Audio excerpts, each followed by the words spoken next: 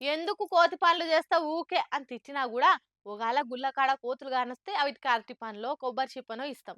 ఎందుకంటే కోతులను ఆంజనేయ స్వామితోని సమానంగా చూస్తాం కాబట్టి. ఒగాల అదే కోతి చేతిల గద పట్టుకొని దర్శనమిస్తే ఎట్లుంటది? ఇగో ఇట్లుంటది. ఆహా!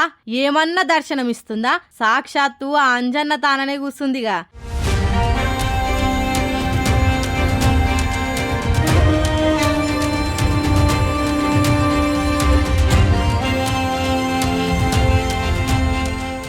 పొద్దు పొద్దుగాలనే ఆంజనేయ స్వామి గుళ్ళే చేతుల గద పట్టుకొని ఏమన్నా కూసుందా?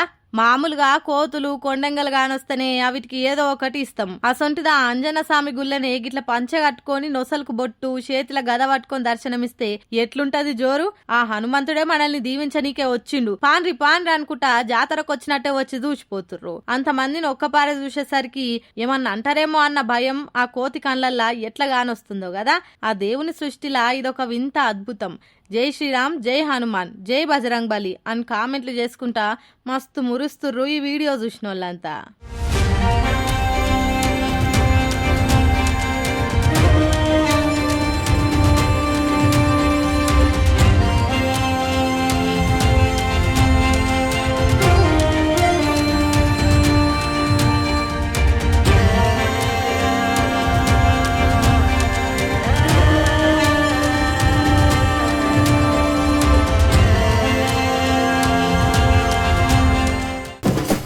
ఎండ్లేం లేదు గాని సందడు గోషి అన్నట్టున్నదట కాంగ్రెస్ పాలన అని ఎక్కిరిస్తుండు మాజీ మంత్రి Harish Rao sir.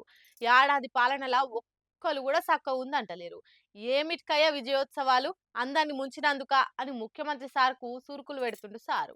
CM Revanth sir ఏడాది పాలన మీద ఎత్తి 7 దోషుల మన్ను పోసిండు మాజీ మంత్రి హరీష్ సారు. ఏడాది లోపట ఒక్కలతోటి కూడా మెప్పొందని ఏలువడి రేవంత్ది. మందితోటి తిట్లు శాపనార్థాలు తప్ప దీవనార్థులు వందని ఒకే ఒక్క ముఖ్యమంత్రి రేవంత్ అని మస్తు ఎక్కిరిస్తుండు. పైన పటారం లోన లోటారం తప్ప ఏం లేదనే క్రియవట్టే. రుణమాఫీ చేసినామని గప్పాలు కొట్టుడు కాదు, ఎంతమందికి ఎగ్గొట్టినవు కూడా లెక్కలు చెప్పాలని సురుకులు అంటించిండు. నీది నిజమైన ప్రజాపాలనే అయితే సంపూర్ణ రుణమాఫీ చేసి మాట్లాడు. వరంగల్ డిక్లరేషన్ మొదలు అమలు చేయి. అప్పుడు రైతు పండుగ చేసుకో. అప్పుడు నీ పాలన విజయోత్సవాలు జరుపుకో.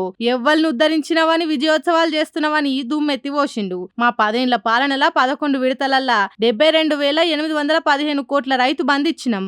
600 రైతు బంధు ఆపని కేసీఆర్ ఎక్కడా?